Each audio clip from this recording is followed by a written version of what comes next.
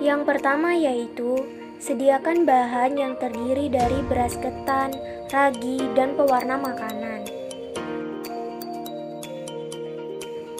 Kemudian, cuci beras ketan hingga bersih, yang bertujuan untuk membersihkan kotoran dan menghilangkan kontaminasi benda asing yang ada di beras ketan tersebut.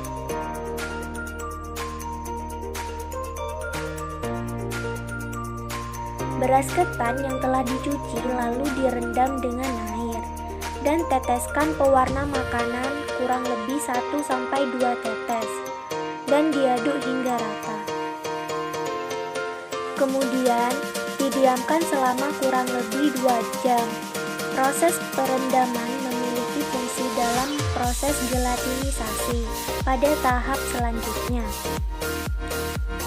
Selanjutnya, dilakukan perendaman, tiriskan beras ketan dan lakukan pengukusan ke dalam penanak nasi. Lalu tambahkan air.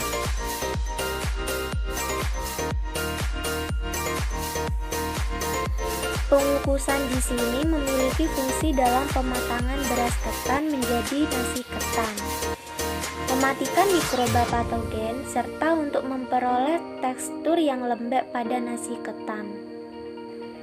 Setelah itu, tiriskan nasi ketan ke dalam baskom datar dan diamkan hingga dingin.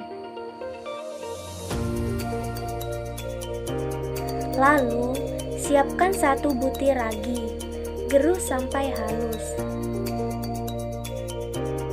Setelah itu, dicampurkan ragi ke dalam nasi ketan sampai merata dan juga ditambahkan 2-3 sendok makan gula pasir dan diaduk hingga rata. Pemberian ragi memiliki fungsi untuk fermentasi ketan menjadi tape. Pada pembuatan tape kali ini, pemberian inokuler mikroba secara sengaja pada tahapan pemberian ragi. Setelah itu, dibungkus menggunakan daun pisang. Proses pengemasan tape di sini berfungsi untuk memperoleh suasana anaerobi, sehingga dapat mendukung proses fermentasi oleh mikroba aminolitik dan menjaga agar tetap steril. Masukkan bungkusan tape ke dalam wadah kedap udara dan diamkan selama 2 hari 1 malam.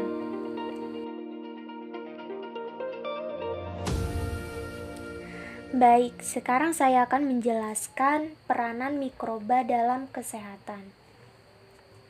Jenis mikroba yang berperan dalam tape ketan yang pertama ada Aspergillus, yang kedua Saccharomyces cerevisiae, yang ketiga Acetobacter. Dari masing-masing mikroba yang pertama ada Aspergillus, yaitu menghidrolisi pati pada bahan baku menjadi gula-gula sederhana, termasuk metabolit primer. Yang kedua Saccharomyces cerevisiae, yaitu mengubah gula menjadi alkohol, termasuk metabolit primer.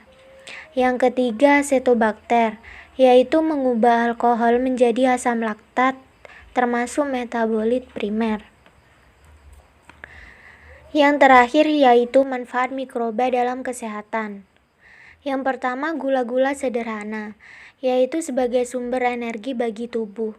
Yang kedua alkohol, yaitu menurunkan tingkat kolesterol dalam tubuh. Yang ketiga asam laktat, yaitu sumber energi saat kadar oksigen menurun.